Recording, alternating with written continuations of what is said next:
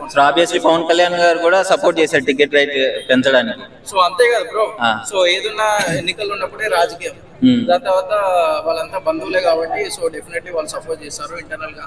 So ఏదున్నా వాళ్ళంతా కలిసి ఉంటారు. ఓకే, బీజేపీ ఎలా అనిపిస్తుంది బ్రో? సో బీజేపీ గురించి చెప్పొద్దు, దేవిశ్రీ ప్రసాద్ కానివ్వండి, అనిరుద్ధ్ అని అనుకున్నారు వాళ్ళు కూడా తమ. సో డెఫినెట్లీ బీజేపీ సాంగ్స్ అయితే మన ఫీలింగ్స్ సాంగ్స్ వచ్చింది, ఫీలింగ్స్ అది కూడా చాలా వైరల్ అవుతుంది. సో సాంగ్స్ విషయంలో చెప్పనవసరం లేదు, అదిరిపోతుంది ఈసారి. వీళ్ళిద్దరు సింగిల్ గా కొడుతున్నా ఒక రేంజ్ లో ఉంటుంది, ఇప్పుడు ఇద్దరు కలిసి ఒకే మూవీ కొడుతున్నారు. సో ఇద్దరు కలిసి కొట్టిరంటే ఇక బాక్స్ ఆఫీస్ బద్దలైపోతుంది. సో థియేటర్లు అయితే అడలు ఎత్తిపోతాయి. చాలా మంది బాలేదని చెప్తున్నారు కదా. ఇంకా సినిమానే రిలీజ్ కాలేదు బ్రో, ఓవరాల్ చెప్పింది. సినిమా చూసిన తర్వాత అప్పుడు చెప్పమండి బాగలేదని. చూడడానికి సినిమా నాలెడ్జ్ లేనోడు చెప్తాడు. సో ఇప్పుడు కొంతమంది ఉంటారు కావాలని నెగిటివిటీ వాళ్ళకి సినిమా చూపించినాక అప్పుడు చెప్పమన్నాడు, అప్పుడు మేము కూడా ఒప్పుకుంటాం. సినిమా చూడక ముందే బాగాలేదు, ఇంకా సినిమానే రిలీజ్ కాలేదు.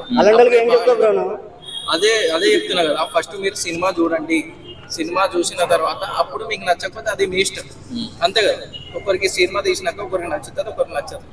సో దాని తర్వాత వాళ్ళ కర్మ వాళ్ళది. అది ఎక్కడ కూడా 100% ఉండదు కదా బ్రో, కొంతమంది ఉంటారు కదా తీటోళ్ళు. సో వాళ్ళకి వాళ్ళ కర్మకి వాళ్ళని ఇచ్చిపెట్టాలి అంతే. Okay, thank you bro.